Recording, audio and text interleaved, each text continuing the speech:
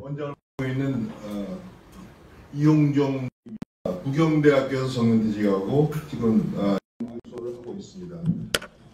그리고 제가 그 사회를 맡으신 서희호 교수님을 잠깐 소개하고 교수님한테 마이크를 넘기겠습니다. 서희호 교수님은 포스텍 명예교수신데요. 산업공학과 명예교수인데요. 서울공대 산업공학과를 나오시고 일리노이 어바나 산피에서 경영학 박사를 받으셨다고 그래요. 그래서 포스텍 들어가셨는데 그리고 지금 포스텍 명예교수시고 아주대 여러 학교에서 강의를 하시고 또 보직도 하시는데 하나 또 특별하게 소개할 것은 우리 교수님이 그 대학 평가 전문가입니다. 그러니까 여러분 그거 아시죠? 중앙일보에서 대학 순위 매기고 뭐 그런 거 있잖아요. 그런 거를 세계적으로 학회를 참석하라. 그거를 위해서 특별히 아주대 같은 데서는 보직도 하시고 그렇죠? 그렇게 그런 전문가입니다. 그러니까 그 순위를 높여주는 거. 그래서 여러 학교에 자문을 하시고 뭐 전임을 하시고도 그랬습니다. 그러면 그 교수님이 주정호 교수님 소개하고 시작하겠습니다. 알겠습니다. 예. 저 소개받은 서 교수입니다. 뭐 중요한 건 아닌데 정정사항인데 서울공대에서 저희가 이제 산업공학하고 에너지자원공학하고 두 개 복수 전공을 했고, 그다음에 이제 카이스트하고 스탠포드에서 석사를 산업공학을 하고, 최종 학력은 이제 유니버시티 일리노이에서 이제 경영학 박사를 했는데, 경영학이나 산업공학이나 한 반 정도는 비슷합니다. 예, 그래서 이제 포항공대에서 경영학과가 없기 때문에 산업공학과 교수를 한 30년 재직을 하고, 그다음에 이제 대구경북과학원 뭐 부총장, 그다음에 아주대학교 학장, 뭐 지금 이제 서울과학종합대학원이라고요. 네, 거기 부총장으로 있습니다. 현재 뭐 이화여대 초빙 교수도 있고요. 네, 오늘의 주인공은 이제 제가 아니고 주정호 교수님인데, 네, 주정호 교수님을 잠깐 소개하겠습니다. 오늘 우선 정책연구원 푸를림 세미나에 오신 6월 세미나에 오신 여러분 모두 환영합니다. 네, 감사합니다. 우리 교수님이 정책연구원 푸를림 등기 이사하십니다. 주정호 교수님은 오랫동안 국제신문 기자 및 기국장을 하셨습니다. 그 다음에 부경대학교 국제지역학부 교수로서 올해 10여 년 계셨고요. 지금은 통일교육에 전념하고 계시고 북한 문제 남북관계에 한국에서 최고의 전문가시라고 생각합니다. 오늘 해주실 내용은 음악과 영화를 통해 본 북한이라는 제목으로 해주시겠습니다. 다시 한번 정책연구원 푸를림 6월 세미나에 오신 여러분들 환영합니다. 예. 그러면 교수님 소개하겠습니다. 예. 쭉 오시죠. 네, 바꾸겠습니다. 교수님 그쪽에서 해야 돼. 화면을 보여야 되니까. 그런 문제가 있나? 형님 뒤에 앉으시고. 네. 이쪽에서 화면을 봐야 되니까. 네. 교수님 자기소개 좀 첨언하시고 끄겠습니다.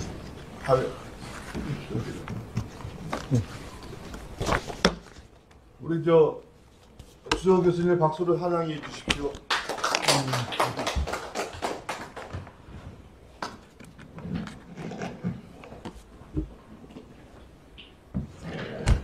네, 방금 소개받은 주정호 교수입니다. 저는 북한 통일 문화예술 영화 분야를 신문 기자, 부경타임즈 신문사 대표 등을 하면서 연구를 하였고 주로 부산, 울산, 경남북 지역에서 활동을 많이 했습니다. 이렇게 서울 국회에서 발표를 자료를 만들어 주신 이용종 교수님과 그리고 서희호 명예교수님, 또 이 자리를 만들어 주신 박수영 부산 남구 국회의원에게 심심한 감사의 말씀을 드립니다. 제가 오늘 제목을 음악과 영화를 통해 본 북한의 선전전에 대해서 말씀을 드리기에 앞서서 일단 우리가 흔히 음악이라고 하면은 우리 민족의 북한도 지금 북한이라는 이 존재가 현재로서는 우리의 적이자 같은 민족이다. 동포다는 이런 양형성이 있습니다. 그래서 분단 1945년부터 지금 80년간 분단의 고착화가 되고 있습니다만은 그 이전에는 우리 한민족으로서의 동질성을 가진 것이 북한이다. 그렇게 말씀을 드릴 수가 있고요. 우리 민족의 이제 음악은 보면은 뭐 우리가 가야 시대 구지가부터 시작을 해서 뭐 백제의 정읍사라든가 신라의 향가라든가 뭐 이렇게 그리고 고려의 가사 이렇게 많은 음악이 우리 민족과 면면이 이어져 내려오고 있습니다. 특히 이제 조선 시대에는 뭐 백결성세, 우럭 이런 음악이 완성 단계에 이르렀고 지금 하고 있는 판소리, 민요, 가요 등이 현재 우리나라의 민족의 가장 큰 특징으로 이렇게 작용하고 있습니다. 북한 음악은 그런 그 정체성 아래에서 이제 발전이 되었는데 크게 북한 음악은 노래라는 성악, 그렇죠? 성악이 위주로 발전이 되었다.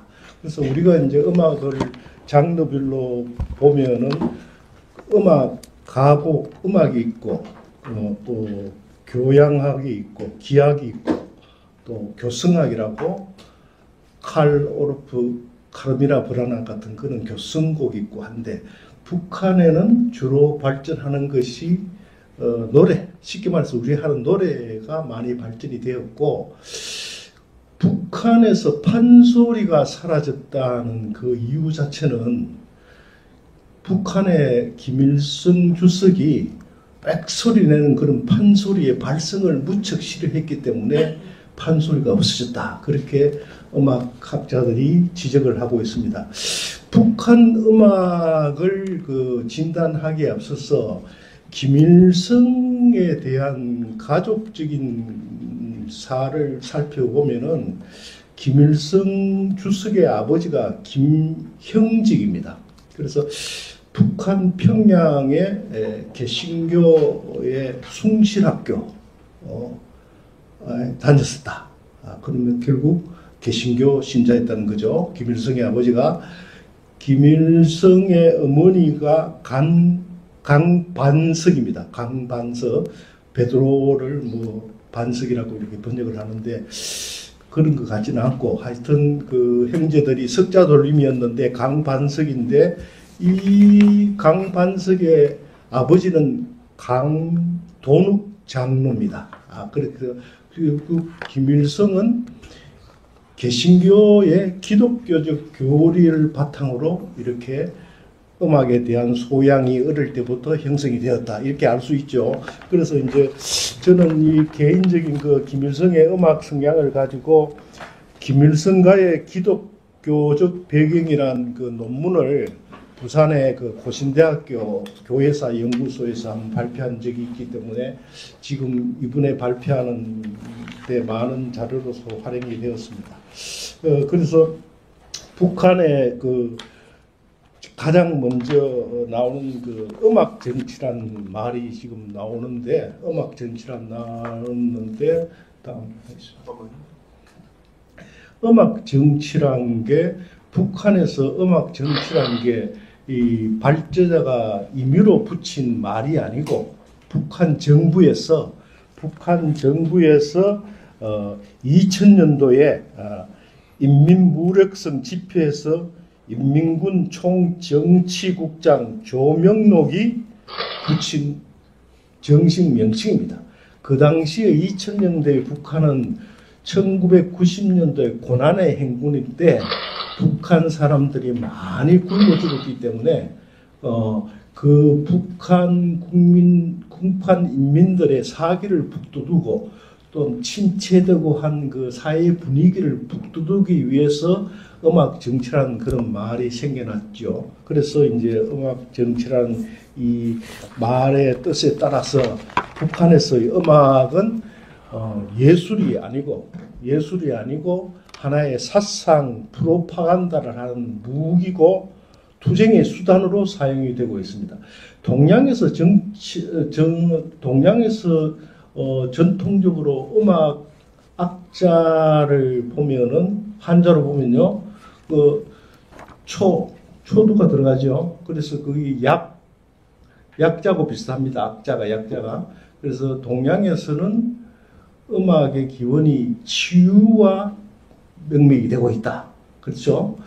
그래서 또 서양도 보면은 플라톤이 BC 오래전에 벌써 플라톤이 음악과 리듬은 인간의 영혼에 깊숙이 파고든다 이렇게 간파를 했고, 이 천년쯤에 그레고리안 성가를 작곡한 이탈리아 신부가 처음 도레미파솔라시도를 도입을 했는데, 이게 도레미파솔라시도 이게 모두 도미솔 그러면은 하나님의 음성이다 이런 뜻이 되는 거예요. 그러니까 동양이나 서양이나 음악의 기원은 어떤 정신적인 치유나 사랑, 평화 이런 것을 상징하고 있었다는 것을 알 수가 있죠. 그래서 북한에서 음악은 이제 투쟁의 수단으로 사용이 되었고, 대중교양의 수단으로 사용이 되고, 주로 가사를 통해서 이렇게 의사 전달을 하는데, 김일성의 개신교 기독교의 찬송가 형식이 북한 노래에 상당히 많이 유사한 점이 있다 이렇게 볼 수가 있겠습니다. 그래서 이제 북한 음악 전체의 대표적인 발걸음이란 이 노래 자체가 김정은이 9세 때 등장을 합니다. 이 노래가 나오면서 북한의 모든 인민들이 농장에서 쉬는 시간에 배우고, 또 조선인민군 공군 합창단에서도 연주하고, 각종 스포츠 대회, 수중발레, 북한의 태양절은 김일성 생일 태양 4월 15일이죠. 김정일 생일은 광명성이라고 그래요. 광명성절. 그러면 3대 김정은 생일은 은하 그렇게 되는 거예요. 그래서 김정은 생일을 2월 16일을 돋보이기 위해서 하는 노래가 발걸음이다 하는 것을 보여드리면서, 여기 나오는 동영상은 모두 유튜브에 수십 년 전부터 나오는 내용을 제가 이제 연구를 하면서 편집한 내용이니까 특별한 푸른 자료는 아니니까 한번 보시고 보시기 바랍니다. 다음부터.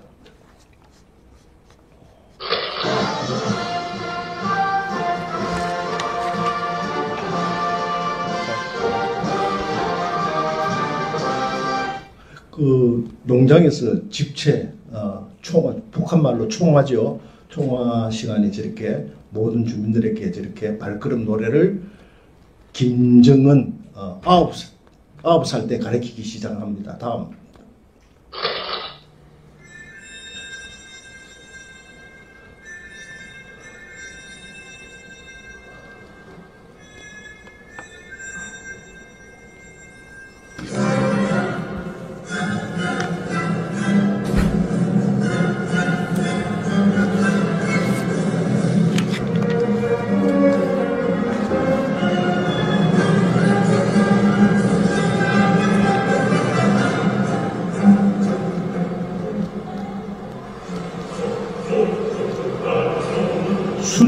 수중발레에 사용을 많이 하고, 북한의 태양절 군사 프레이드 때도 이 노래가 군가로도 사용이 되고 있습니다. 다음.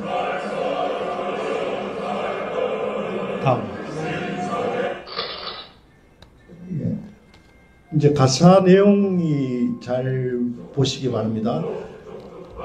우리 김대장 김정은을 나타냅니다. 2월의 정기는 2월 16일 김정은 생일을 얘기를 하는 거죠.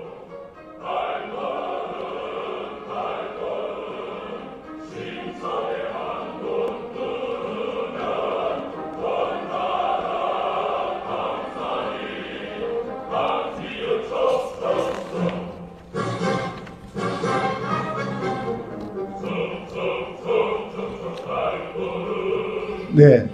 이제 저 사이트가 보면은 우리 민족길이라고 되어 있는데, 뭐 잘 아시다시피 이제 제일 동포들, 예, 제일 동포들 북한 쪽에 있는 사람들께서 하는 매체라고 알고 있습니다.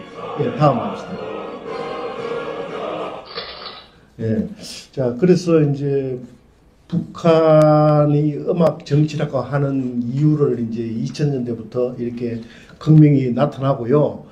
자, 우리가 다 알고 있는 김정은의 부인, 북한의 퍼스트 레이디죠. 북한의 퍼스트 레이디가 이제 북한의 생활 가요, 건전한 경쾌하고 빠른 그런 북한 가요를 생활 가요라고 하는데, 그 노래를 부른 가수라는 것은 다 알려진 사실이죠. 그래서 이슬주가 부르는 내 이름 묻지 마세요, 또 아직은 말 못해, 이런 그 동영상이 있고, 또 북한의 생활 가요는 뭐 탈북자들 북한 이탈 주민들을 통해서 많이 알려졌습니다만은 뭐 김옥주, 현송월, 전혜영, 유진아 등이 있고, 특히 저 70년대 이후에 제일 동포들, 북송, 일본의 니가타에서 만경봉호 이렇게 북송하고 하는 그 사업할 때부터 많이 사용이 되었다는 것은 뭐 일본어 자막이 있고 한 글을 통해서 알 수가 있겠습니다. 다음.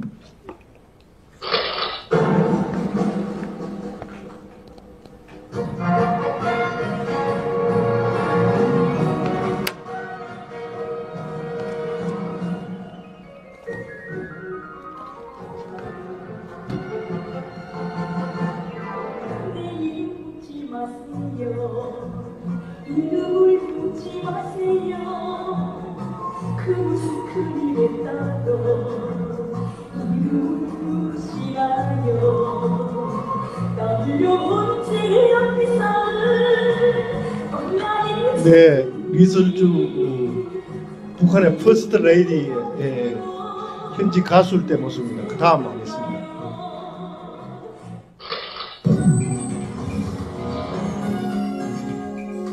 국내 매체가 아마 편집한 영상입니다. 리설주의 외모가 앞에 내 이름 묻지 마세요 하고, 지금 말 못해 부르는 이설주 외모가 뭐 이가 많이 예뻐지고 상당히 좀 많이 뭐 성령을 한 그런 현적인 화면으로 보니까 확실히 표시가 나오고 있습니다.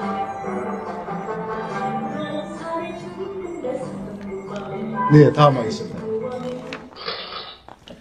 자, 이때까지 리술주가 부른 북한의 생활 가요, 그리고 북한을 상징하는 5대 혁명 가극이 있습니다. 북한의 혁명 가극은 서양의 오페라, 뭐 교승곡 이런 것처럼 특이한 양식인데, 북한이 내세우는 게 5대 혁명가극이라고 있습니다. 그 5대 혁명가극이 전부 이제 사회주의 프롤레타리아 혁명 선전하는 그런 내용입니다.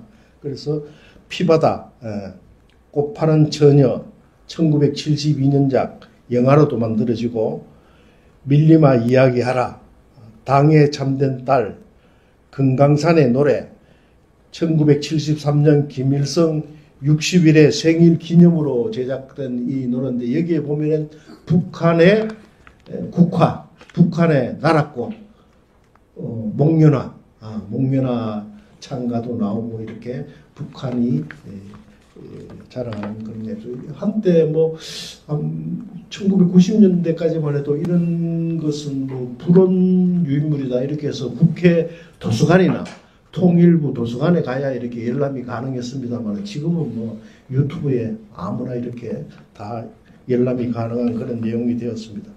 북한의 대표적인 이제 생활 가요로는 도시 처녀 시집가요. 이 북한도 농촌 기피하는 문화가 1970년대 상당히 심했습니다. 그래서 도시 처녀 시집와요.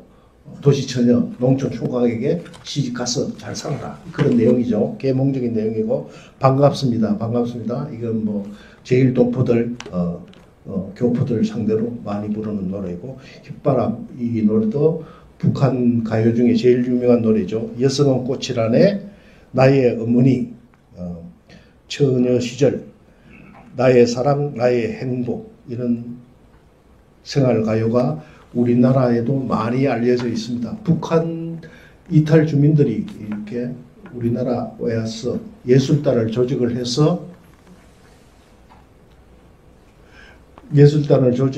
많이 공연을 하기 때문에 우리도 뭐 이런 노래를 많이 하고 있고 저도 뭐 그 음악을 뭐 합창단 지휘를 한 10여 년 이래 하면서 교회나 뭐 합창단 지휘를 하면서 뭐 휘바람 반갑습니다 이런 것을 많은 지휘를 한 경험이 있습니다.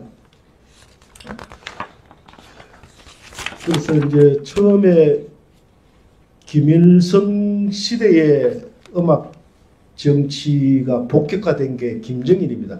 김정일 2대 북한 이 수령은 음악, 영화에 상당한 조예가 있었습니다. 김정일 자체가. 그래서 직접 영화를 제작하고 김정일이 지시를 하고 직접 연출을 하고 이렇게 했죠. 그래서 우리나라의 뭐 신상옥 감독, 최은희 배우가 북한에 가서 직접 뭐 영화를 만들고 그런 게 많이 있었죠. 그래서 김정일의 음악 정치는 1980년대에 직접 창단을 지시해서 만든 게 왕재산 경음악단, 보천보 전자악단입니다. 그래서 이 악단의 이름을 보면은 보천보는 김일성이 항일 전투를 해서 처음으로 승리를 했다는 지역입니다. 김일성 사에서 북한에서 얘기하는. 그리고 왕제사는 우리나라에서 인천 지역에서 뭐 압력하다가 적발된 간첩단 사건하고 있으니까 사상적으로 이데올로기적으로 모두가 이렇게 이름이 명명이 된다 이렇게 볼 수가 있는 거죠.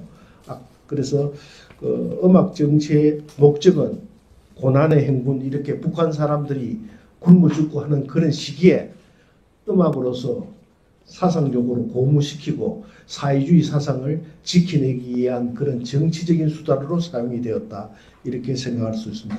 보천보 전자악단의 내 나라 제일 좋아 영상 보시죠.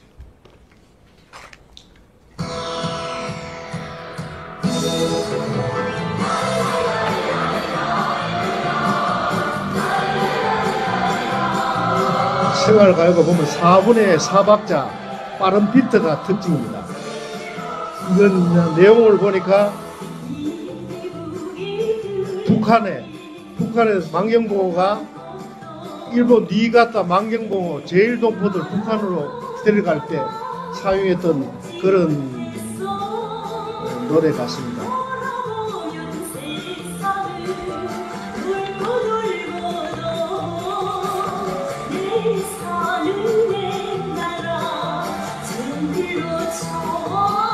네. 70년대까지 북한 경제 사정이 우리나라보다 앞선 적이 있었습니다. 그때 북한 피하라는 그런 내용이 주로 많다고 봅니다. 제일교포들을 대상으로. 다음. 자, 그 다음에 북한의 유명한 유진아, 공훈 배우입니다. 예. 어머니의 목소리.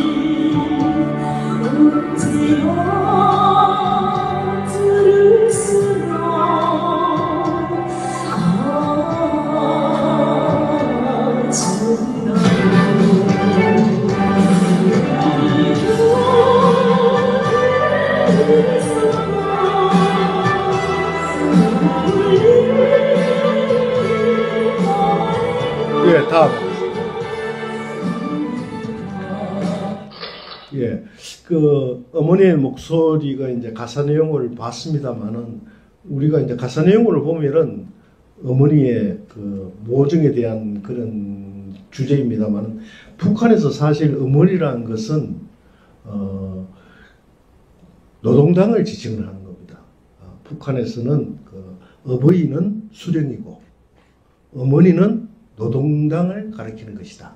그래서 저 유진아가 어머니의 목소리를 얘기하는 것은 복합적인 내용으로는 당에 대한 충성을 호소하는 그런 내용이다. 그렇게 해석할 수 있습니다.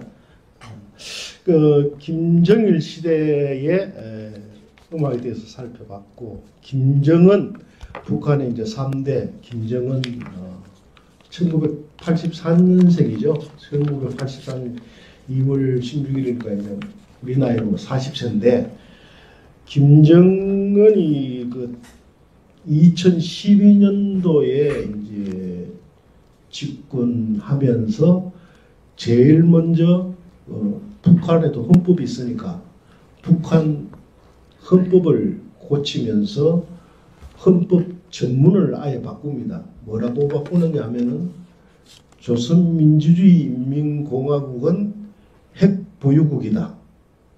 예, 핵보유국이다. 그러니까 북한이 핵을 마지막 시험한 지가 2006년도 6차 핵실험했죠. 그때 성능이 50kT이다. 지하의 지진이 5.8 규모였다. 이랬죠. 뭐 50kT의 핵폭탄의 성능이 히로시마 1945년 8월 6일 투하한 핵폭탄이 얼마냐? 15kT입니다. 그러면은 지금 2006년도 북한 6차 핵실험했을 때 50kT, 그런데 지금 북한이 50에서 80개 정도의 핵미사일을 보유를 하고 있다고 미국이 이제 인정을 해줍니다. 미국 트럼프 정부가 핵 보유국으로 인정은 해주지 않지만 핵을 가지고 있다는 것은 아무도 지금 부인을 하지 않습니다. 그래서 그 성능의 핵의 성능에 대한 것은 지금은 아마 뭐 14년이 지났으니까 그보다도 성능이 훨씬 커지지 않을까 그런 생각을 하고요. 그러면 북한이 왜 14년이 지나도록 아직까지 7차 핵실험을 하지 않을까? 여기에 대해서 생각해 보신 적이 있으십니까? 네, 일단은 뭐 주제 밖이라서 나중에 말씀드리기로 하고, 김정은의 모란봉 악단이죠. 모란봉은 다 아시겠지만은 대동강 얼밀대, 그렇죠? 얼밀대 모란봉이죠. 그래서 뭐 우리나라의 3대 정각이, 그렇죠? 진주, 촉성루, 농계, 준농계, 외장 안고, 그 다음에 대동강, 얼밀대, 그 다음에 밀양, 영남로라고. 이건 뭐 조선시대 선비들이 한양에 있다가 지방에 부임을 하고 난 뒤에 제일 시와 노래와 가무와 기생문화가 제일 기억에 남아서 정해진 거거든요. 그래서 그 북한에도 노래, 가무 문화가 조선시대부터 많이 내려왔다는 것을 알 수가 있습니다. 모란봉 악단. 그래서 모란봉 악단은 김정은 시대에 처음으로 악단이 김정은의 지시로 선택이 되었습니다. 그 다음 보겠습니다. 여러분 반갑습니다. 이렇게 만난 이웃들 부모 형제들과 상봉한 것은 감격스럽고 기쁩니다.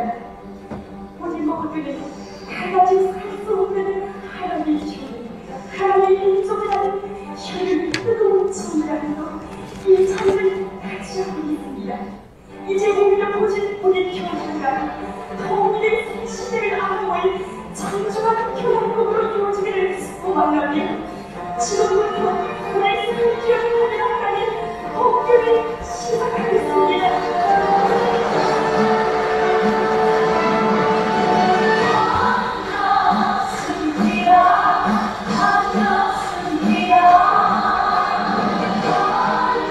네, 다음은 예, 그 평창 동계올림픽 축하 공연이니까 뭐 가장 최근에 김정은 시대의 음악 정치라고 할 수 있습니다. 시간 관계상 제가 동영상을 다 못 보여드렸는데 나중에 한번 보시려면은 이영종 교수님에게 좀 부탁을 해서 직접 이렇게 보시도록 하시기 바랍니다. 그렇게 해서 이제 북한의 김정은의 이제 음악 정치까지 살펴봤고 이제 시간 관계상 좀 빨리 해야 될 것 같습니다. 이제 북한의 영화에 대해서 말씀을 드리도록 하겠습니다. 북한 영화는 북한에서는 조선 영화라고 합니다. 북한이란 말은 우리가 북한을 지칭할 때 북한 노스 코리아지 북한에서는 조선입니다.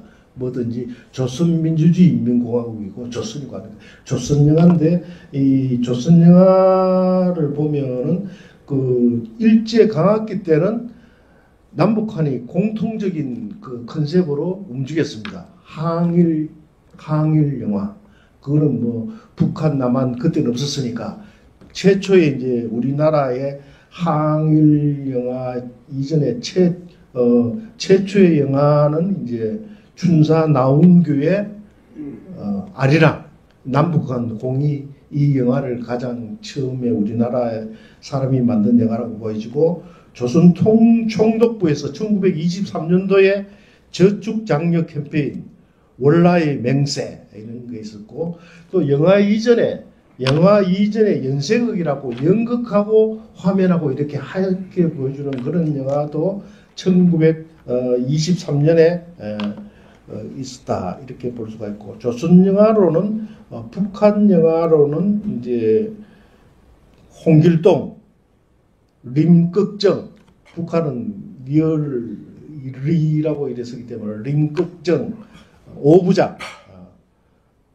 그리고 이름 없는 영웅들 20부작, 조선의 별 10부작 이렇게 주로 이제 시리즈로 이제 많이 나가고 있죠. 시리즈로 많이 나가고 있는데 대표적으로 북한이 대외적으로 선전하는 꽃바는 처녀라고 있습니다. 다음. 꽃바는 처녀. 이 영화는 제가 이제 영화의 전당이나 영화 영상물 등급위원회나 영화진흥위원회나 이렇게 영화에 대해서 이제 연구를 해보니까 북한의 꽃파란 천양 혁명가곡도 1972년이고 영화로도 1972년에 김일성 원안에 김일성 시나리오에 김정일의 지도로 의해서 영화가 만들어졌다고 이렇게 대외적으로 자랑을 하고 있고 내용은 소장농, 마름, 소장농을 그 가리키는 지도하는 마름이라고 있잖아요. 지주 사이에 그 갈등과 소장농들의 계급 투쟁 이런 내용인데 사실 우리나라 예술인들, 영화감독, 문인들 중에 북한에서 1.1 사태 때 피난온 분들이 많습니다. 예, 서울에도 지금도 계시겠지만 대표적인 분이 이제 황순원, 소설가 황순원, 그렇죠? 소설가 황순원, 영화감독으로는 유현목 감독이라고 전부 다 이제 북한 황유도 평양 출신들인데 이분들이 한국에 와가지고 만든 방공영화 중에 1962년도에 제작한 그 방공영화 중에 카인의 후예라고 있습니다. 아닙니다. 제가 연도가 수정하겠습니다. 1968년도입니다. 1968년도에 카인의 후예가 있는데 이 카인의 후예가 보면은 북한 땅에서 소장농들이 인민위원장과 마름이 지주들을 타파하는 그런 내용이죠. 그러니까 꽃분이와 내용이 유사한데 시각 주체가 다른 겁니다. 이 카인의 후예는 지주 시각에서 만들었고 북한의 꽃분이는 4년 후에 꽃분이는 아시오는 소장농들, 프롤레타리아들의 시각으로 만든 거예요. 그래서 아마 이제 북한에서 조선영화 꽃파는 처녀를 만들 때는 대한민국의 1968년도 카인의 후예에 대한 뭐 반대 그 시각으로 만든 영화가 아닌가 그렇게 진단을 하고 있습니다. 다음 영화 보겠습니다.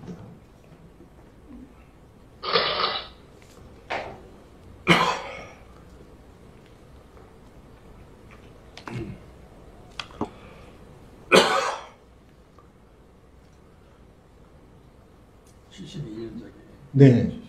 그러니까 타인의 후회보다 4년 뒤입니다. 대학 우리 대학 다닐 때. 아, 그렇습니까? 예.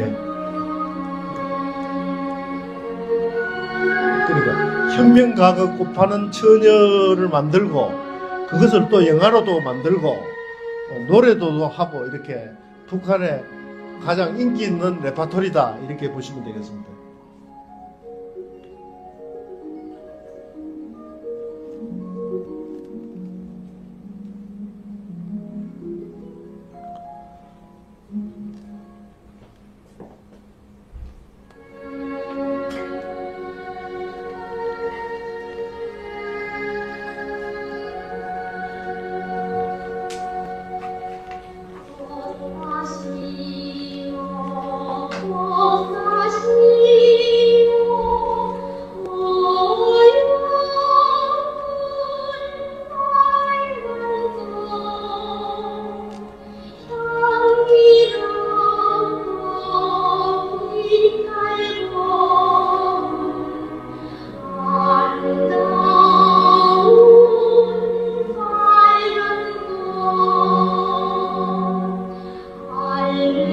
네, 다음 하겠습니다.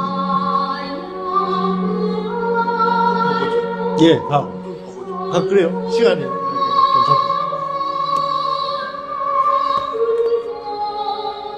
총 몇 분이에요? 금방 끝납니다. 당시 북한의 모습이네. 네? 북한의 모습이야 그 당시. 예, 이제 북한 영화 전체를 앞부분만 잘랐습니다. 시간이 많이 걸렸어요. 원래는 2시간 넘습니다.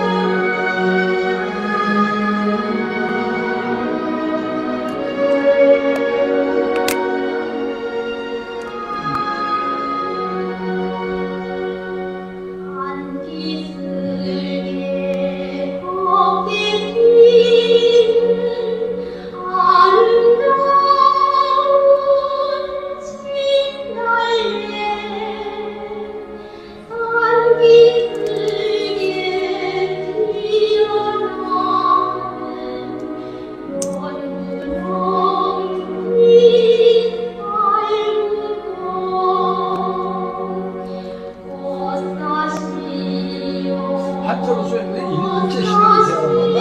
한자로 써있는 간판이 한자야. 아, 간판이 한자잖아.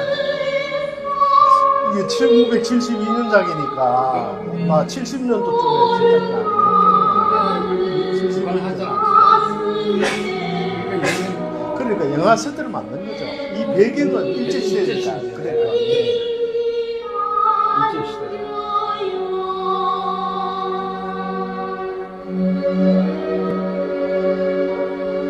시대 배경은 1930년, 영화 제작은 1972년. 그러니까 이제 지주들한테 당하는 소장농 딸이에요. 꽃분이가.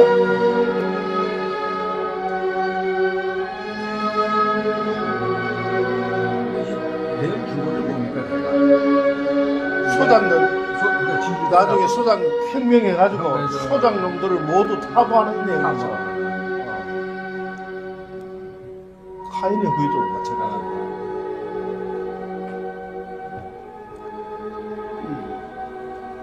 금방 끊을까요? 넘길까요? 네네네네. 이게 유튜브에서 다 볼 수 있나요? 네. 네. 뭐 이게 제가 이영종 교수님한테 발표 의뢰를 받고 이 자료를 모으고 PPT를 만드는데 한 3주간 소요됐습니다. 그런데 자료가 어디 있는지를 몰랐을 뿐이지 유튜브에 100%다 있는 내용이기 때문에 여러분들은 뭐 이렇게 메모만 하셔가지고 유튜브에 찾아보시면은 전편을 다 감상하실 수 있습니다. 오늘 참석하신 분들한테 제가 다 외부로 해서 보내드리겠습니다. 네. 조선 영화의 특징은 다부작입니다. 상중하, 신전은 가장 많은 다부작 영화는 100부작 민족과 운명인데 현재까지 61부작까지 만들어졌습니다. 그래서 북한은 그래서 내용은 보면은 모두 이데올로기, 프로파간다, 정치적인 예를 들어서 제14부, 15부, 16부 윤상민 편은 월북 작곡가 윤희상에 대한 얘기입니다. 그리고 뭐 노동계급 뭐 그렇게 민족과 운명 그렇게 시리즈가 지금 61부까지 되어 있다. 2003년도에 중단이 되었네요. 2000 그러면 김정은 시대에 김정은이 영화의 창작에 대한 열의가 높아서 영화 최원옥, 신상호 감독 뭐 북한에 데려가서 뭐 춘향이도 만들고 했는데 그 이후에는 경제적인 사정으로 아마 이제 중단이 되었습니다. 그 중단이 되다가 그 다음에 다음 보겠습니다.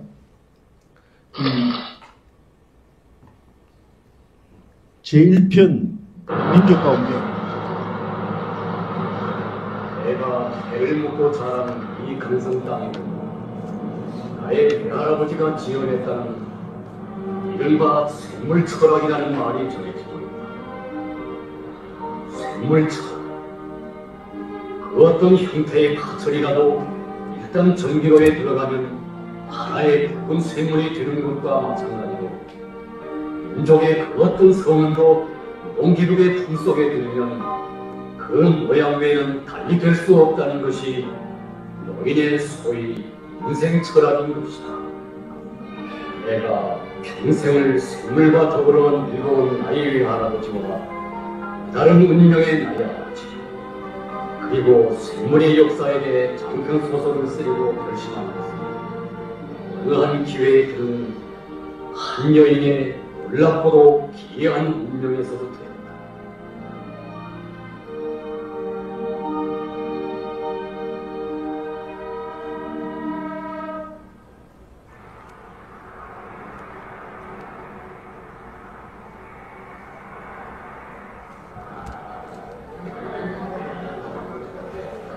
영웅대회에 참가했던 영웅병치들은 상차에 오르십시오. 자, 나부터. 할아버지 먼저 섰어요. 네, 고맙다. 우리 아버님이 어디 가셨어? 저기. 네, 좋았어. 자, 밖에 뻔하고. 아들아, 얼른 보수일 먹다고 철마운동 선구자에 낯이가 낀다면야 어서 먹게. 여기 사이진단이 덩치가 나.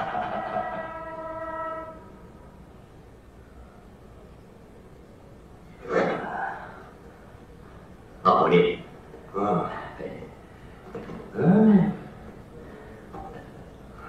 그렇군.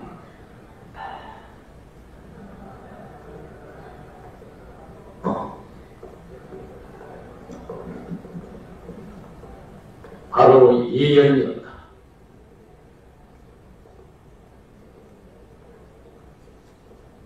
이 여성의 운명을 두고 어째서 우리 강태관 일가에서는 극비로 붙이는지 아직 나는 모르고 있었다.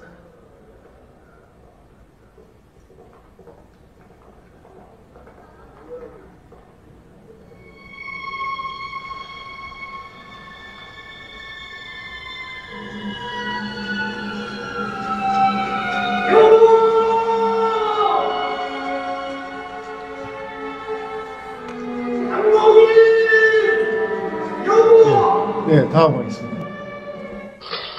네, 이런 그 시리즈 영화가 북한에서는 그 예술가 중에 음악가, 작곡가를 굉장히 좀 추앙하는 그런 분위기가 있습니다. 그래서 종군 작곡가 김옥성, 북한에서 제일 남한 작곡가 윤희상 이상으로 북한에서 대우받고 있는 그런 작곡가입니다.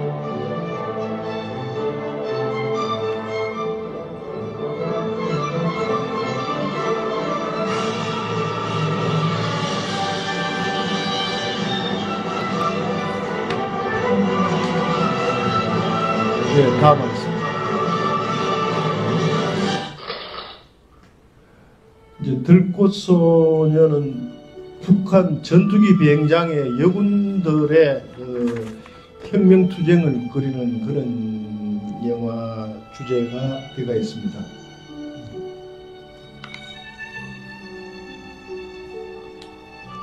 2012년도 제작이니까 여기서부터 김정은 시대의 북한 영화다 이렇게 보시면 되겠습니다. 그리고 조금 전에 김옥성 작곡가인데 북한의 작곡자들이 중국 공산당의 그 군가를 작곡한 유명한 작곡가도 북한 출신 작곡가입니다. 한때 광주 직할시에서 광주 광역시에서 그 작곡가를 기념물을 설치를 하다가 여론에 반대 여론에 맞은 적이 있습니다. 예. 다음 하겠습니다. 자, 그래서 김정은이 2012년도에 이제 3대로 이제 집권을 했고 지금 4대 딸한테 또 이렇게 후계자를 세우고 있습니다만은 들꽃소녀가 2012년도 지난해 가장 최근에 김정은이 직접 지시해서 만든 영화가 72시간입니다. 72시간이라는 이 뜻은 영화 내용을 보니까 6.25 전쟁 당시에 북한군이 서울을 점령한 그 3일 동안을 가리키는 것이다. 서울 해방 3일을 지칭하는 것이다. 그렇게 해서 이 내용을 보면은 6.25는 미군과 대한민국 국군의 합동 북침이다. 이렇게 주장을 하고 있습니다. 그래서 미군과 한국군이 북한에 그 38선 먼저 넘어와 가지고 북한 사단장을 저격하는 것으로 시작을 해서 6.25 전쟁이 발발하고 있다. 이렇게 선전을 하고 있습니다. 예, 다음. 그 다음에, 예. 다음.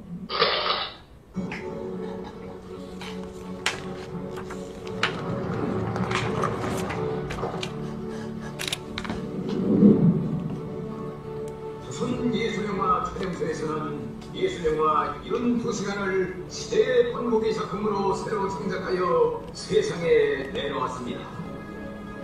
영화는 초평강 전쟁이 발발한 때로부터 3일간에 있은 실제한 역사적 사실에 기초하여 세계 전쟁 사상 가장 기록적이며 경이적인 서울 해방의 기적이 어떻게 이루어졌는가를 기절한 교훈 속에 보여주고 있습니다.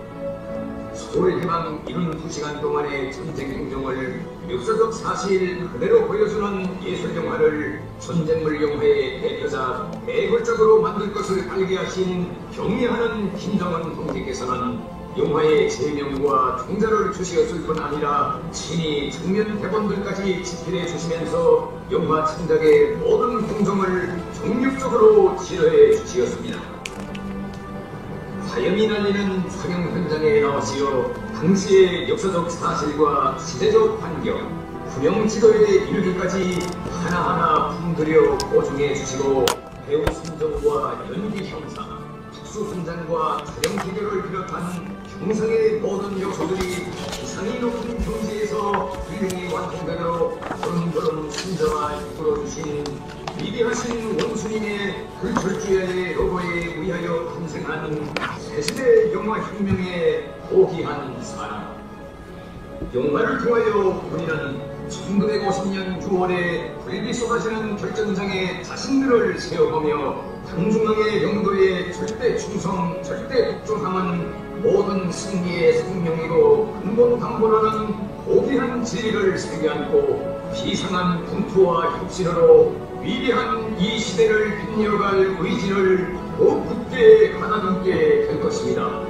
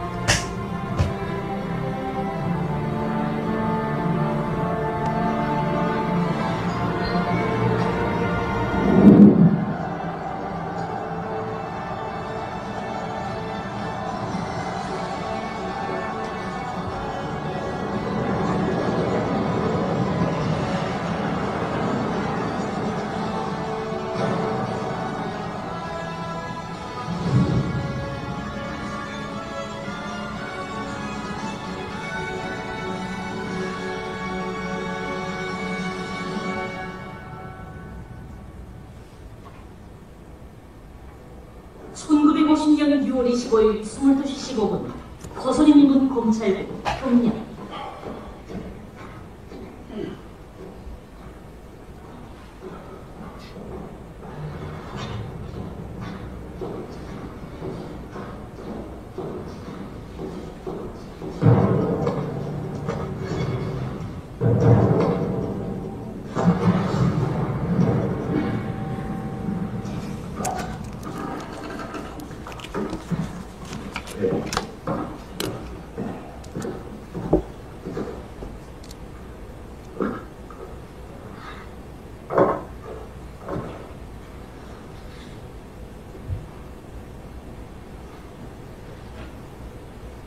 이청서, 공화국 전시법에는 전투 저지가 지휘를 잘못하여 연합부대 이상의 전투 행동에 지장을 주었을 때 국형에 처한다고 규정되어 있어. 자기가 지은 죄가 얼마나 엄중한지 알고 있는가?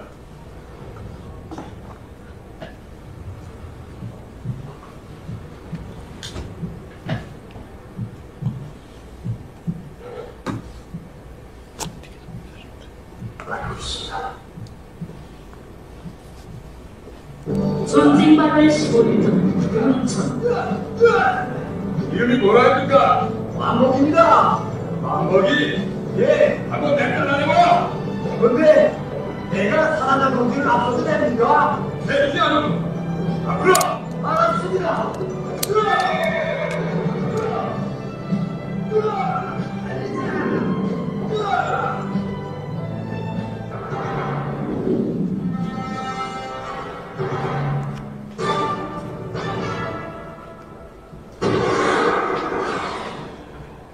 남한에서 쐈다고 얘기하는 예, 예. 남해에서 먼저 쐈다. 네, 쐈다고 다음. 쏘는 거. 다음. 말도 안 되는. 네, 자 결론 함의 음악과 영화를 통해 온 북한에 대한 결론을 말씀드리면 북한의 음악과 영화는 프로파간다, 선전, 주체 사상을 강조하는 도구로 사용되고 있다. 그래서 남북한이 중단이 된 지가 1945년부터 지금 80년째입니다. 그래서 우리나라의 분단은 이제 영구화, 고착화되고 있다. 그래서 지금까지 지난 정부, 문재인 정부, 박근혜 정부, 이명박 정부의 대북 정책을 보면은 기억나는 대로 이명박 정부가 비핵 개방 3천, 북한이 개발하면 3천 달러까지 지원하겠다 그런 얘기죠. 박근혜 정부 때는 한반도 이니셔티브, 부산에서 북한을 거쳐서 러시아, 중국, 몽골 지나서 유럽까지 한반도 이니셔티브를 이룩하겠다. 전부 다 이제 이론상으로는 좋은데 실질적으로는 실현이 안 된 그런 대북 정책이었습니다. 한마디로 우리 정부의 대북 정책들은 너무 이론적이고 교조적이고 국민들을 가르치려고 하는 교조적이고 탁상공론에 지나지 않은 것이 많았다. 그래서 앞으로의 대북 정책은 새로운 좀 패러다임이 필요하다는 것을 말씀을 드리면서 제 발표를 이것으로 마치도록 하겠습니다.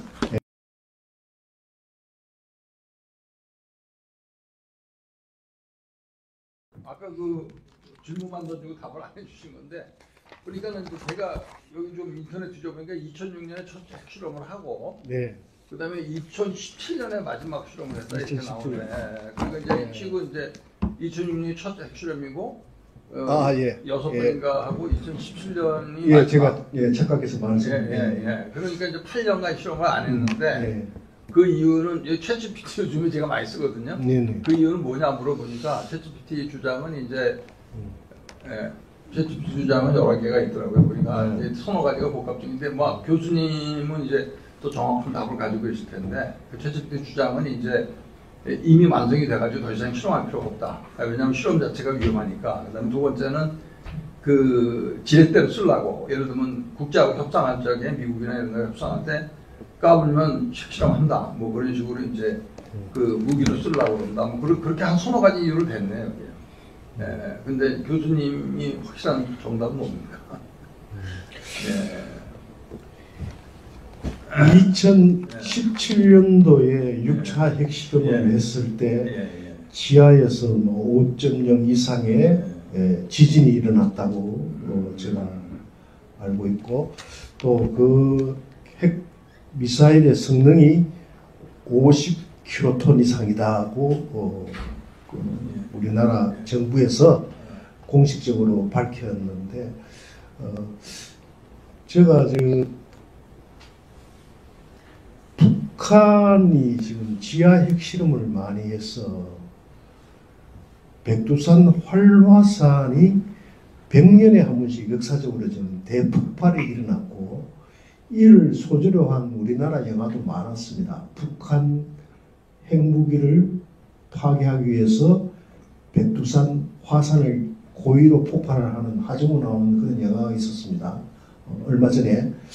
그래서 지금 북한 과학자들이 생각하기에, 지질학자들이 생각하기에 7.7차 핵실험이 가면은 적어도 지진 강도가 6.0 이상의 높은 핵 지진이 발생을 할 건데, 필히 백두산 분화구에 영향이 가서 백두산 활화산 폭발할 것이다. 북한 활화산이 폭발을 하게 되면은 중국 길림성, 동북 삼성, 북한, 서울, 경기까지 북한의 화산재가 모두 영향을 미친다고 합니다. 뭐 남한 전체가 영향을 미친다고 봐야 되겠죠. 계속 먹으면은. 그래서 북한이 지금까지 하는 지하 핵실험은 더 이상 하지 않을 것이다라고 그렇게 북한 과학자와 나눈 대화 내용을 저는 정답이 아니고 제가 가지고 있는 그런 정보의 하나라고 막 답변을 드리고 싶습니다. 또 하나 질문은요. 저희가 대학 다니고 뭐 1970년대까지는 거의 미국의 북한의 영화나 음악은 거의 다 김일성, 뭐 김정일, 그때는 김정은이 없지만 그 찬양조였는데, 네. 제가 상당히 오랫동안 궁금한 거는 북한의 영화나 음악 중에 그런 정치색이 안 들어간 뭐 순수한 우리나라의 뭐 예를 들면 뭐 노래 보면 사랑을 노래하고 뭐 이런 게 많잖아요. 네네. 근데 그런 순수한 노래도 많이 있나요? 휘바람 뭐 이런 거는 이제 애인 뭐 김정은이 네. 안 들어가죠. 네네. 근데 그런 노래도 많이 나오나요, 지금? 북한에서 지금 조금 전에 우리 대한민국에도 많이 알려진 북한에서 생활가요라는 노래 중에 그런 내용이 없이 서정적이고 우리의 뭐 대중가요와 같은 그런 노래를 보면은 뭐 당의 이미지가 있다고 하지만 가사 내용으로는 어머니의 노래, 조금 전에 유진아가 부른 어머니의 노래, 또 전혜영이 부른 반갑습니다, 휘바람, 뭐 이런 노래는 정치색이 없고 가사 내용을 보면은 상당히 노래가 좋은 노래라고 생각을 합니다. 그렇고 노래는 그 정도의 노래고, 북한에 제가 뭐 직접 살아보지 않았기 때문에 매스미디어를 통해서 정보를 분석해야 되니까 거기에 대한 북한 연구에 한계점이 있는 것이고, 제가 그리고 영화로는 사상성이 비교적 이데올로기가 배제된 북한 영화로서 좀 영화 예술성이 우수하다고 평가를 받는 영화는 림꺽정, 홍길동, 그리고 또 탈북자들이 뽑은 뭐 북한 영화 해가지고 뭐 이렇게 북한 영화 베스트 10 해가지고 인터넷에 찾아보시면은 이렇게 나오는데, 북한에서는 뭐 그런 사상 이데올로기를 배제했다고 하지만은 그 영화를 만드는 그 북한 노동당 자체가 민극정이 무엇입니까? 가진 자들을 빼들어 가지고 가난한 사람에게 나눠주는 의지가 아닙니까? 그렇죠? 홍길동이 무엇입니까? 이상국가를 꿈꾸는 혁명 프롤레타리아 계급투쟁 아닙니까? 그래서 그런 걸 볼 때는 연구자인 제 입장에서 볼 때는 정치색이 배제된 영화는 좀 찾아보기 힘들다. 노래는 정치색이 배제된 노래가 휘바람 뭐 반갑습니다 이런 경쾌한 노래가 있어. 그렇게 생각합니다.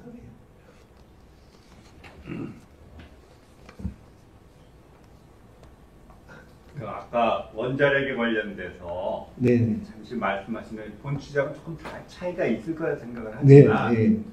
요즘에 유튜브에서 보면은 북한에서 핵 폐수를 예성강으로 흘려보내서 네. 그 강물이 우리나라의 김포반도라든지 강화도 이쪽에 방사능 오염이 됐다. 그거를 계속 그 검출해 보니까 어느 정도 방사능이 자연상도 훨씬 높아졌다는 얘기거든요.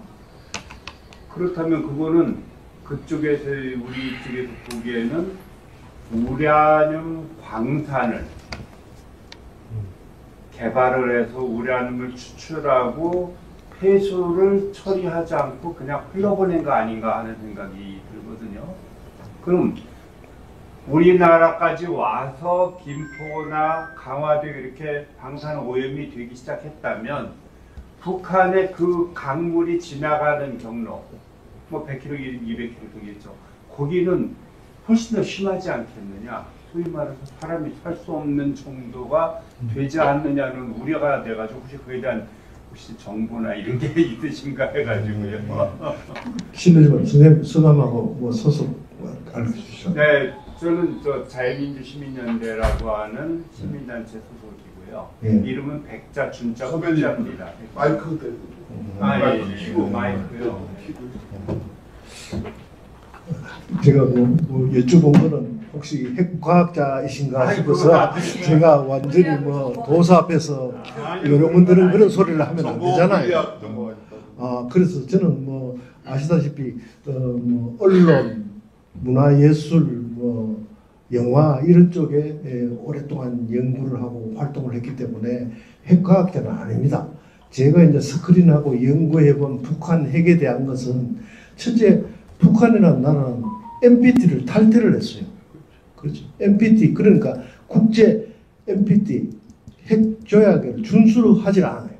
그 대표적인 나라가 북한과 이란이었는데, 그래서 강대국들이 NPT라는 것이 유엔에서 미국, 영국, 프랑스, 중국, 러시아 이 사람들 5개 나라가 강대국들이 우리는 앞으로 핵을 감축할 테니까 나머지 나라들은 만들지 마라. 이렇게 된 게 NPT 시초인데 이것을 어기고 핵을 만든 나라가 대표적인가 인도, 파키스탄 서로 또 이스라엘, 이란은 지금 핵 제거를 어저께 이제 B2 폭격기에 제거됐다고 미국이 얘기하죠.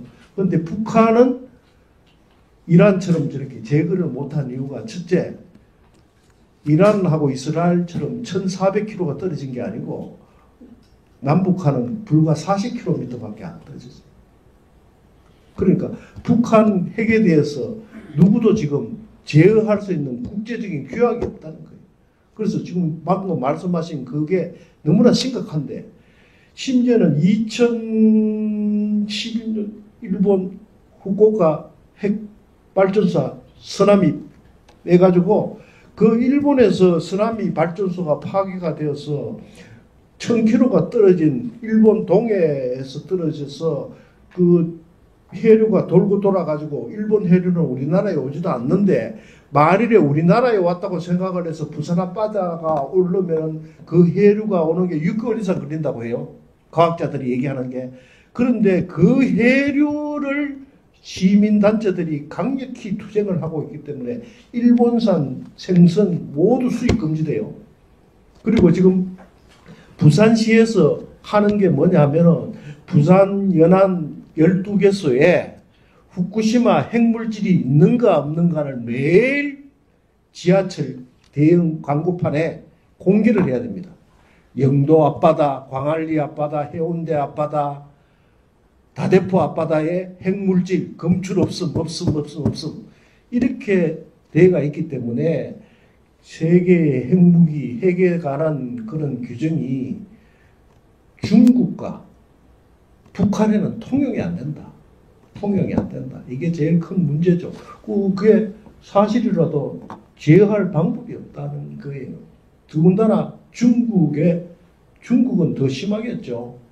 중국 황해 쪽에 핵발전소가 우리나라의 동해 고리 원전, 울진 정도지만 중국 동해안에는 중국 원자력 발전소의 상당수가 거기에 다 있다고 하는데 그 방사능이 누출되고 하면은 전부 황해 우리나라 서해안으로 다 오지 않습니까? 근데 거기에 대한 것은 전부 현재 제도로서는 아무런 속수무책이다. 그렇게 저는 알고 있습니다.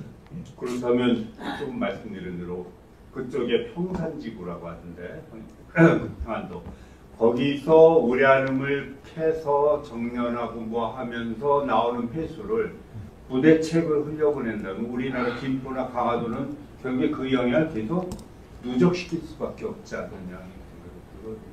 네, 사실입니다. 사실이라도 지금으로서는 어떻게 할 방법이 없는 거죠. 북한이 NPT를 가입을 한 것이면은 미국 뭐 NPT 조약을 들어서 준수하라고 하지만은 국제 원자력 기구에서 IAEA에서 거기에서 사찰을 하고 할 수 있는 것을 북한에서 수용을 안 하니까 거기에 대한 규정을 일본처럼 대한민국 연안에 12개의 검사를 하고 이렇게 강제 조항을 할 수가 없다는 거죠. 그래서 정책을 논하는 자리는 아니지만은 그와 같은 일이 생겼을 때 정부에서도 자위적인 방어 정책이랄까 뭐 그런 정책이 있어야 되고 하지 못하게 국제적인 여론을 이렇게 좀 환기를 시키고 하는 과정이 필요하지 않겠어요? 예, 그게 이제 정부 부처에서는 뭐 외교부, 국방부, 통일부의 뭐 능력이라고 할 수 있겠는데 뭐 이 새로운 정부 들어서 그게 뭐 담당 국방부 장관은 뭐 민간인 출신이 최초로 됐다고 하고 통일부 장관은 정동영 의원이라고 하는데 저는 뭐 개인적으로 그분들의 역량이나 면면을 잘 모르니까 다른 하나 이래 보는 건 있어요. 이분이 국방부 장관을 한다, 통일부 장관을 한다. 그러면 어찌됐든 적을 알아야 되지 않습니까? 우리의 주적은 북한이잖아요. 북한은 우리의 적이지만 같은 동포예요. 그러니까 양면성이 있는 거죠. 양면성, 칼과 같은 거죠. 예? 그러니까 그 양면성을 이해를 하기에는 일단은 대한민국 남성이든 여성이든 누가 되는 건 좋은데 군필자라야 된다.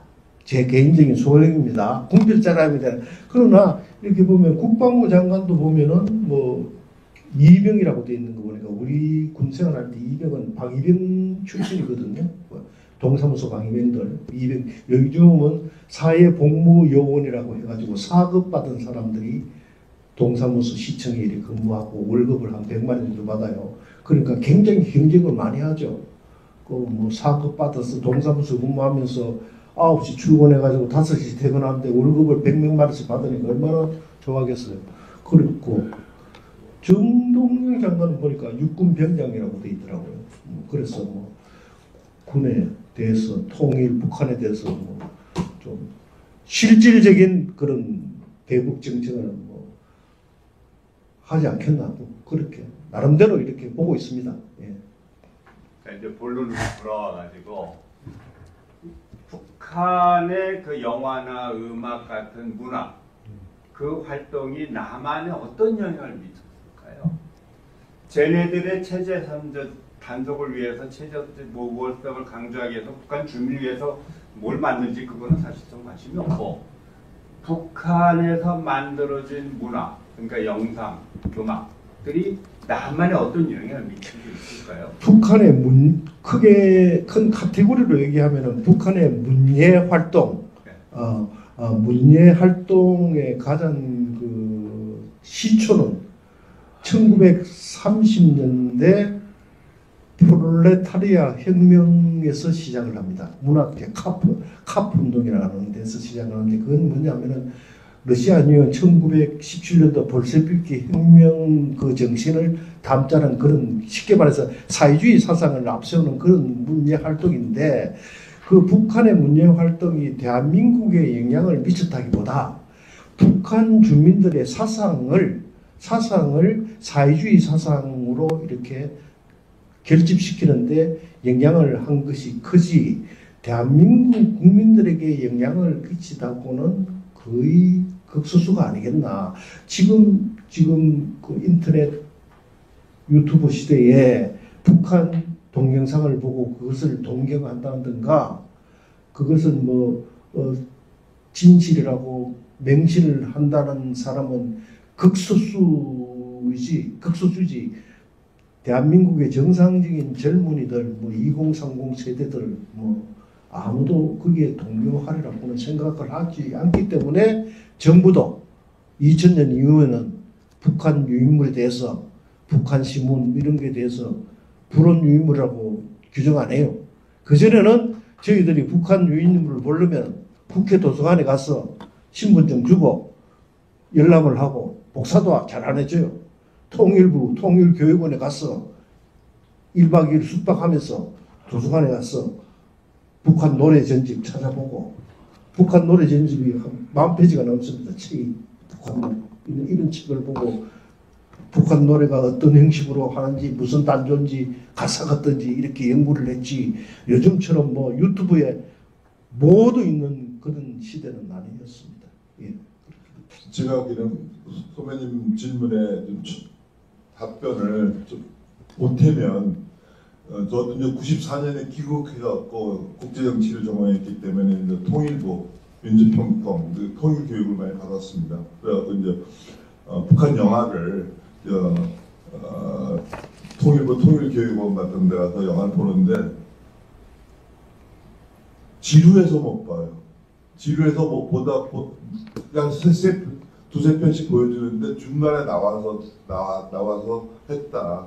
그래서 이게 진짜 교조주의적이고 그냥 재미없는 영화이기 때문에 그게 나만의 영향을 그렇게 주지 못했을 거라고 생각하고 또 노래도 이게 또 교조주의적이고 주체사상 그런 김일성 3대 세습 정권을 찬양한 거기 때문에 대부분 우리가 일반 사람들은 접할 기회가 없었고 저 같은 교육을 위해서 접한 사람들도 도움이 전혀 안 됐다고 보고 반갑습니다. 그런 노래는 그냥 죽었구나 그런 내용이 좀 없었구나 그런 것이라고 생각하고 한 가지는 거꾸로 이게 이제 말씀하신 것이 그런 노래들이 한국의 심리전에 어떻게 영향을 줬는데 거의 없다고 보고요. 거꾸로 우리의 한류 드라마 이런 것이 저쪽에 미치는 것에 비해서는 거의 미미하다 생각합니다. 그땐 문화예술 전쟁에서는 우리가 압승한 거네요. 그렇죠. 반면에 북한의 젊은이들은 2030 젊은이들은 남한의 한류 콘텐츠를 보다가 처형당하고 있는 게 지금의 현실이지만 우리나라는 북한 영화, 노래 젊은이들한테 보라고 주면은 아마 3초 만에 채널 돌릴 겁니다. 저같이 연구 학술적인 목적으로 보기 싫은 걸 억지로 봐서 그렇지 젊은이들은 아무도 안 봅니다. 예, 그래서 그게 현실입니다. 근데 아까 보니까 물론 70년대, 80년대라고 하지만 화면 구성이나 이런 것들이 너무 또 구닥다리라고 할까요? 그러니까 북한 그 전체주의, 북한은 전체주의 획일주의잖아요. 당 수령, 주체사상. 우리처럼 자유분방하고 자유자재로 자기 사상과 생각을 토론하고 하는 문화가 없잖아요. 북한. 자유가 없는 거죠. 그렇죠. 자유가 없는 거죠.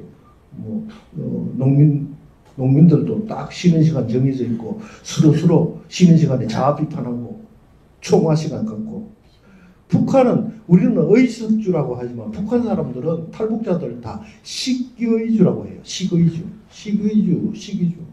그런데 우리하고 분단 80년 동안에 뭐 언어가 한국말을 같이 쓴다는 것 뿐이지 생각이나 사상이나 행동은 벌써 다른 민족이 되었다. 그렇게 보시면 될 것 같습니다. 그래서 네, 제가 잠깐만 말씀드리고 그래서 처형당했다는 것도 이제 그걸 반 사람들이 대부분 처형당한 게 아니고 그야말로 재수 없이 당한 것이죠.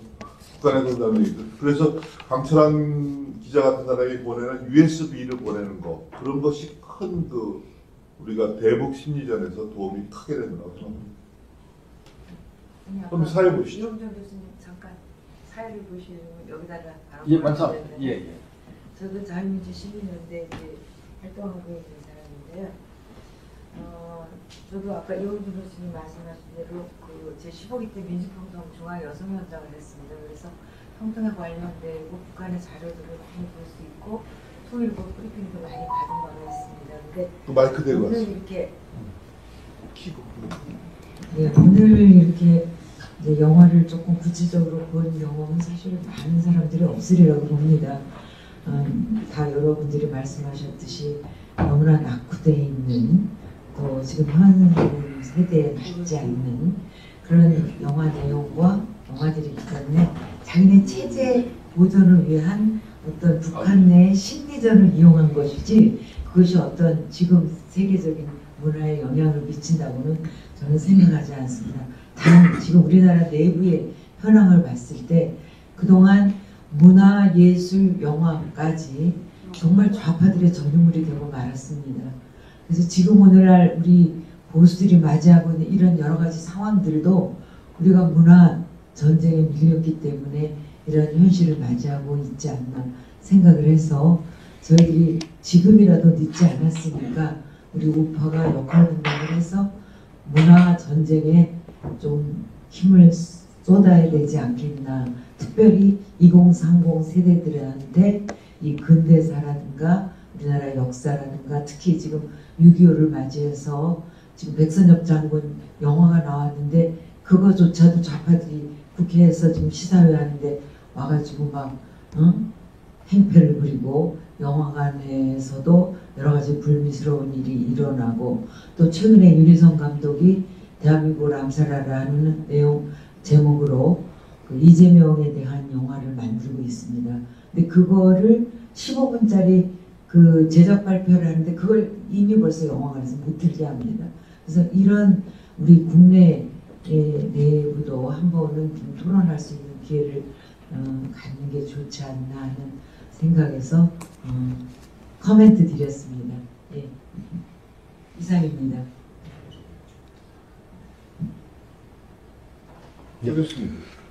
하겠습니다. 예. 알겠습니다. 또 질문 하실 분 예. 있을 것 같은데. 질문 더 하시죠, 뭐. 예. 질문 더 있으십니까? 예. 해주시죠. 예. 말씀하세요. 말씀하시죠. 예. 제가 며칠 전에 어느 포럼에서 자기소개하시고요. 자기소개 먼저 하리라.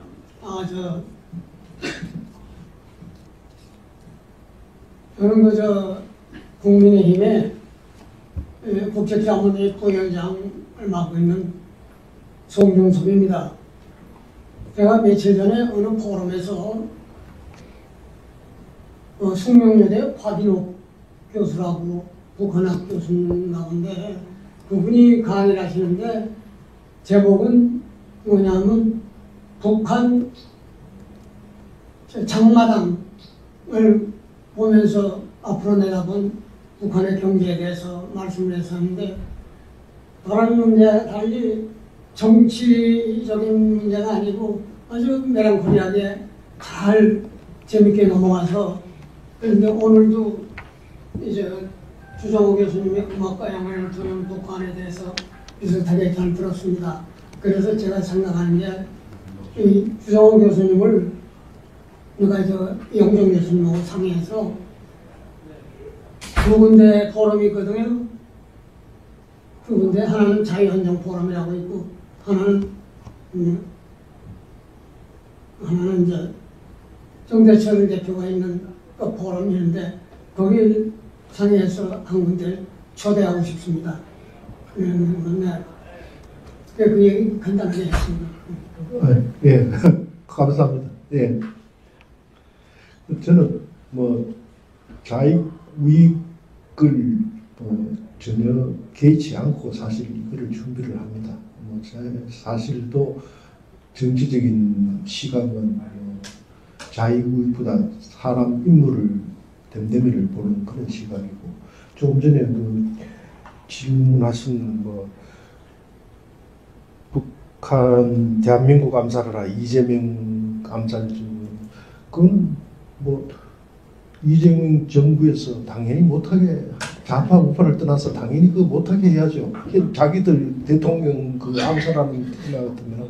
그래서 저는 뭐 영화에 대한 글이나 문화예술 활동을 뭐 40년간 했지만은 그 연구하면서 발표하면서 팩트, 언론인으로서 팩트, 사실, 그 팩트의 기준은 그 국내 언론만 하는 게 아니고 외신 미국 언론에 보도된 걸 기준으로 해서 팩트일 경우에 강의 재료로 채택하는 것이지, 뭐 좌파 우파들이 일방적으로 유튜브, SNS 주장하는 내용은 제 발표한 내용이 하나도 없습니다.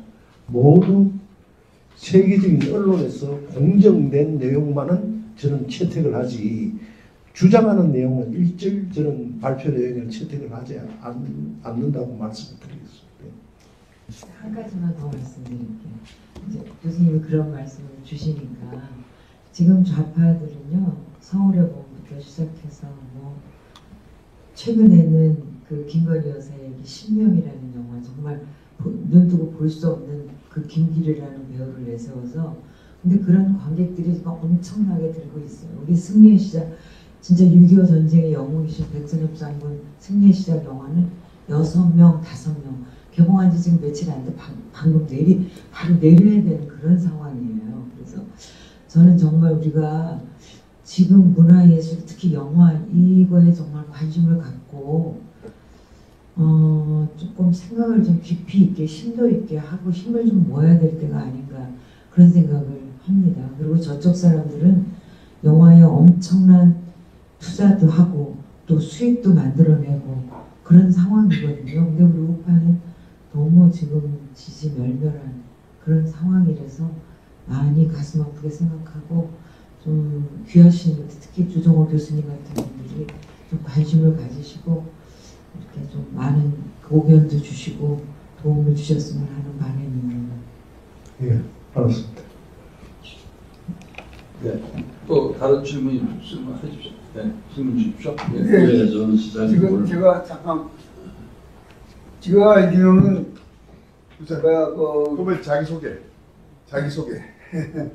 저는 명도 탐방이라는 리더로 활동하고 있는 황영표입니다. 제가 알고 있기로는 키라고 켰어요. 켰는데 네네. 저 이북의 지도자는 백돌통이 하고 있는 걸로 알고 있는데, 김정은의 생모는 그 제일 급하라는 말이 있어요. 그게 궁금해서 질문합니다. 그것을 관심을 갖고 연구한 지가 2012년도인데 너무 오래돼서 지금 정확한 기억은 잘 모르겠습니다만, 지금 들고 보니까 김정은 생모가 고위영이고 제일독고 출신의 무용수였다는 거였기 때문에, 북한에서 소위 얘기하는 백두혈통이 아니었기 때문에 일찍 이렇게 숙청이 되었다, 뭐 그렇게 알고 있으므로 말씀하신 내용은 사실이 맞습니다. 제가 그냥 첨부하면 말씀하신 대로 김정은의 어머니는 백두혈통이 아니죠. 일본에서 태어난 근데 백두혈통이라는 것도 가짜죠. 백절통이라는 각자, 백두산 불초에서 김일성, 김정은 거기 다 태어났다는 건데 백두혈통이라는 것 자체가 가짜죠. 예, 저는 성문대학교 교수를 지낸 홍영식입니다. 제목이 음악과 영화를 본 북한이라고 그래가지고 저는 이제 굉장히 재밌을 거라고 생각했는데 정치적이거나 사상적인 질문을 많이들 하셔가지고 덕분에 교양이 많이 들었습니다. 그리고 음악하고 관련해가지고 궁금한 게 하나 있어요. 우리 한국 사람들은 노래를 잘하거나 뭐 댄스, 연예계 쪽에 재능이 있으면 돈을 많이 벌잖아요. 북한 연예인이라고 할까요? 그런 분들 중에서 이렇게 돈을 많이 벌고 자기 노래나 작품으로 인해 가지고 그런 분들이 어떤 분들이 있는가 하고, 또 우리가 남한에서도 북한 노래를 많이 부른다고 그랬는데 저도 이제 옛날에 노래방 가면 뭐 휘파람이니 이런 거 듣기도 하고 부르기도 하고 그랬는데, 소위 말하는 북한 노래나 작품에도 우리나라 저작권이 적용이 되는 건지, 그래서 저작권료를 지급이 가능한 건지, 북한 원작자나 이런 분들이 저작권을 주장을 해가지고 달라고 그럴 때는 줘야 되는 건지, 뭐 그런 문제가 아직 궁금했습니다. 그래서 거기 답을 좀 주시기 바랍니다. 예, 홍상희 선생님이 질의하신 북한 음악은 사회적으로 지위가 어느 정도 되느냐, 제가 볼 때는 북한의 가수 활동은 거의 다 여성들이 하고 있다. 남성은 제가 본 적이 없습니다. 유튜브에서 보니까. 그래서 북한에서 여성 가수로서 소위 인기 가수가 되면은 북한에서 공문 배우 칭호를 부여를 받으면은 거기에서 당에서 수여하는 주택, 각종 혜택이 공문 배우는 북한 사회에서도 굉장히 높은 혜택을 받고 있다. 그렇기 때문에 뭐 좋은 거고, 둘째, 북한 최상위층으로 포함될 수 있는 여건이 된다. 그래서 리설주의 경우는 김정은의 부인이 됐잖아요. 그래서 그렇게 활동을 하는 거고, 셋째, 북한에서 주민들이 음악을 하는 양상을 보면은 좀 전에 서문대학교 계시다고. 네. 그래서 조금 전에 말씀드린 대로 김일성 아버지 김형석, 북한 개신교 처음 선교한 숭실, 지금 서울에 숭실이, 북한에 있는 숭실이 내려온 거거든요. 6.25 때 내려온 거거든요. 거기 출신이니까 전부 다 기독교인들이라고 봐야 되고, 김일성도 기독교인에서 태어났다고 봐야 되고, 김일성이 북한에서 지금까지 제일 친했던 사람이 누구냐? 선문대 출신이니까 제가 오해는 하지 마시고, 문선명 목사죠. 통일교 문선명 목사. 같은 고향 사람끼리 북한 출신이니까, 그래서 김일성이하고 만나가지고 악수도 하고, 뭐 김일성한테 남북 정상회담 만에 1970년대 이우락 정보부장이 박정희 대통령의 명을 받고 김일성 만날 때는 벌벌 떨어가지고 혹시 자신을 납치를 해가지고 고문을 할까봐 양복기세 청산가리를 배지에 달고 만들어가지고 가서 혹시 김일성 주석이 자신을 납치를 해서 남한의 중앙정보부장을 신문을 해서 고급 정보를 빼내려고 할 그런 경우가 있으면은 이것을 모두 먹고 자살을 한다고 회고록에 보면 다 있습니다. 경남대 동생이 마산 경남대학교 총장 박재규 있잖아요. 거기 다 그게 벌써 문서화되어 있는 그런 내용이고 한데, 유일하게 그만큼 김일성에 대한 헤게모니, 그람시 얘기하는 헤게모니가 북한에서는 신적인 존재였고, 주석이니까, 그렇죠? 주체사상 시조니까, 뭐 북한에서 사용하는 연어도 주체 몇 년 하는 게 그게 전부 다 김일성 생일 이후부터 원년부터 1년 돼 있잖아요. 그러니까 김일성은 완전 신이죠. 그렇게 돼 있는데 그것을 타파를 하고 완전 친구처럼 쓰다듬고 노래하고 한 사람이 바로 문선명 목사고, 거기에 제일 북한에 많이 간 사람이 리틀 렌젤스 아닙니까? 리틀 렌젤스가 반갑습니다 햇바람 불러가지고 우리나라에서 흥행이 된 대표적인 사례라고 그래 말씀드리고 싶습니다. 답변이 됐습니다. 저작권에 대해서 저작권은 제가 제가 제가 선구자 작곡자 조드람 기념 사업회장을 좀 했더랬어요. 그 사모님이 조드람 가곡을 보급을 하는데 제가 합창단 지휘를 하면서 그때 보니까 사모님이 수양딸하고 같이 사는데 조드람 선생님이 돌아가셔도 응감문화원장 받고 돌아가셨는데 저장료가 50년간 나온다고 얘기하더라고요. 그 매달 노래방에서 노래하면은 나오고 50년 지나면 70년인가? 그때는 50년이라고 하더라고요.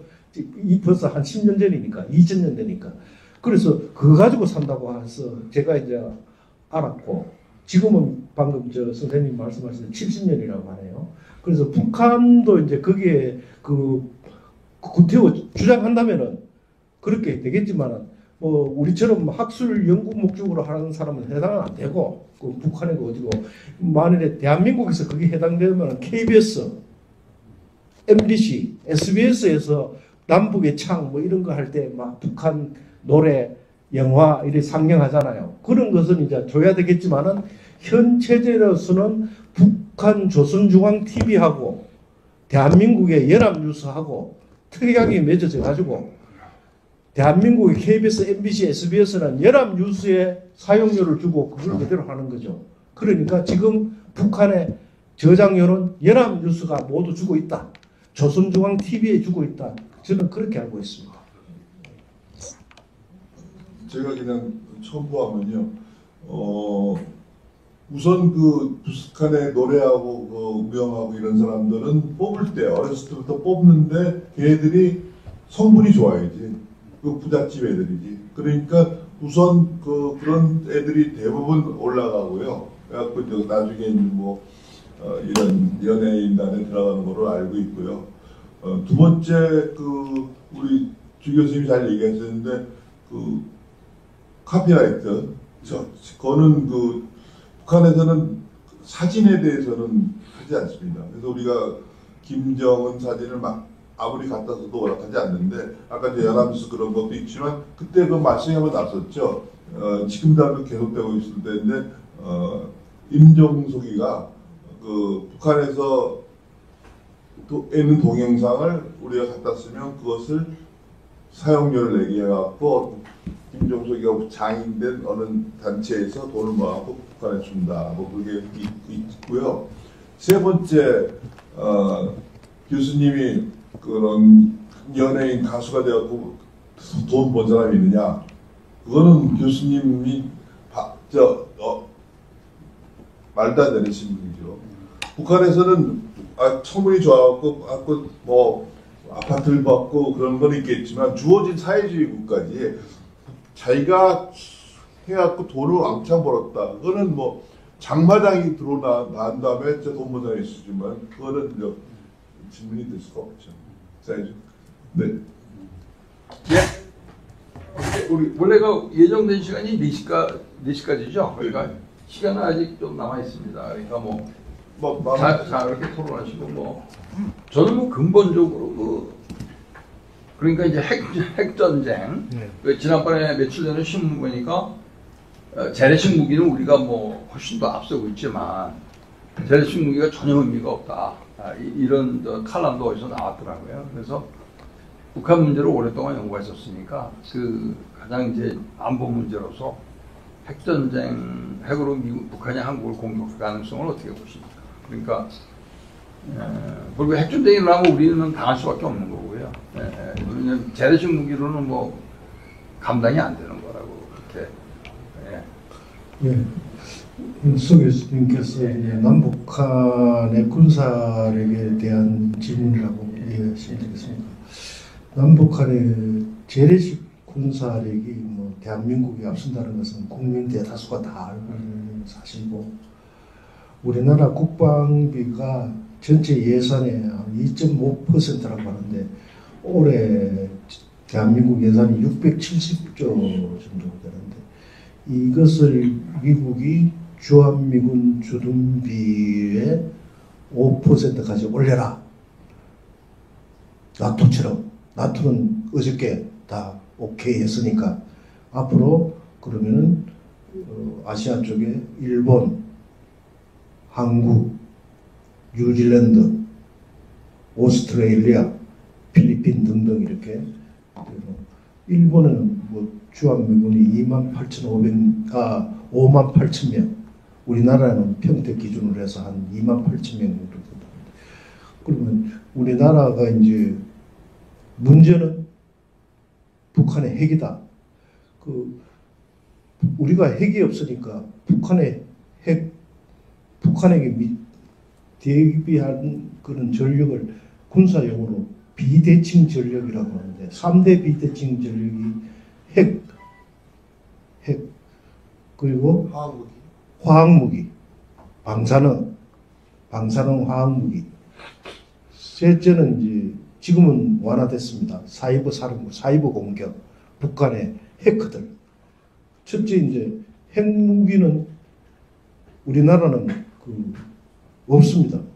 없고 미국의 해구산 그거를 이제 하는데 북한은 이제 이미 뭐 80개 정도가 있다고 이래 하니까 당연히 뭐 북한이 핵무기를 쓰면은 우리는 뭐 대항할 능력이 없죠. 단 지금으로서는 북한의 핵무기를 제어하는 방식은 킬체인 시스템이라고 해서 경북 선주의 사드 핵무기를 쏘면은 대륙간 탄도미사일이나 핵무기를 쏘면은 뭐 방사포나 이렇게 가까운 게 막 쏟아붓는 게 아니고 대륙간 탄도 1만 킬로 이상 날아가는 대륙간 탄도미사일은 지대공 미사일로 발사를 하면은 우주 계속까지 날아가 가지고 이게 인공위성처럼 돌다가 다시 지상으로 이래 내리꼽치거든요. 내리꼽치는 그 대륙간 탄도미사일을 지상에서 요격하는 게 바로 사드거든요.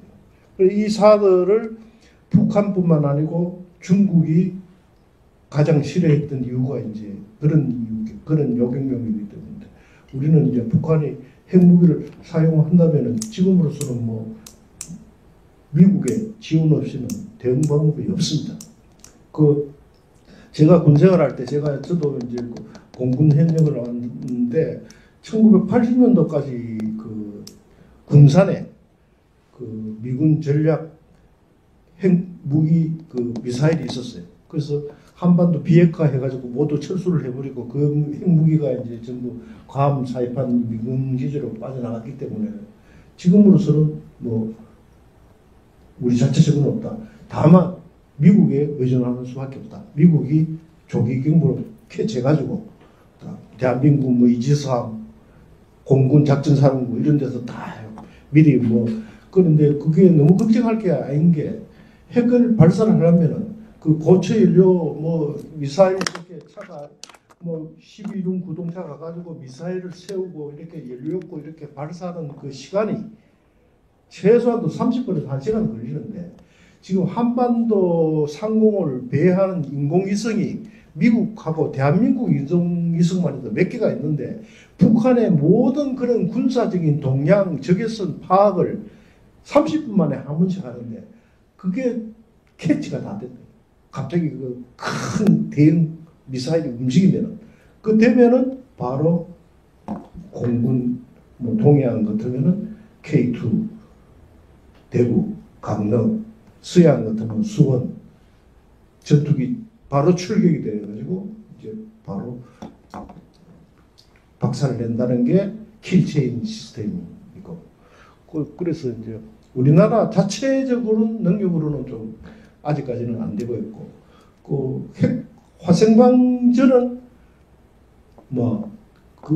제가 보는 데는 북한에 완전히 우리는 국제 협약에 따라서 핵 화생방을 완전히 공식적으로는 없는 거예요. 우리 국군들은. 근데 북한에는 세계 2위라고 해요.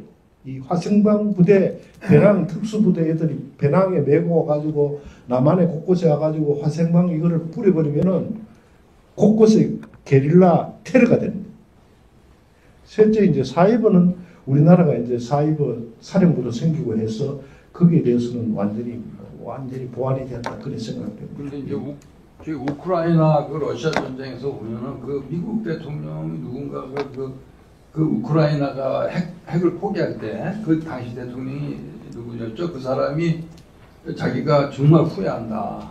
그러니까 우크라이나 핵을 포기했기 때문에 결국 러시아가 이제 저렇게 공격을 하는 거잖아요. 우크라이나 핵을 갖고 있었으면 이제 러시아가 저렇게 못했을 텐데 결국은 뭐 북한이 뭐 MBT 탓해하고 뭐 완전 깡패같이 놀아도 핵 가지고 있으니까 그건 못 건드리잖아요. 그러니까 결국 이제 뭐 우파 중에서 저도 뭐 그런 사람 중에 하나지만은 우리도 핵을 가져야 된다. 핵을 가지면 사실 못 건드리거든요. 우리 뭐 같이 너 죽고 나 죽자니까. 그러니까 지금 미국이 보호해줄 것이냐 하는 거는 100% 보장을 못 하잖아요. 그러니까 굉장한 딜레마라고 저는 생각하는데. 교수님 말씀에 전적으로 동의합니다. 네. 그 질문은 뭐 그 정도로 뭐 볼 주제가 아니니까. 또 추가 질문 없으면 마무리하시는 거예요. 예, 그 마무리 되겠습니까? 예. 추가 질문 없으면 추가 질문 있습니까? 오늘 주제에 대해서. 오늘 뭐 강연해 주신 저 주정호 교수님께 박수 한번 좀 감사드리고요. 이로써 정책 영어 풀림의 6월 세미나를 마치겠습니다. 예, 감사합니다. 감사합니다.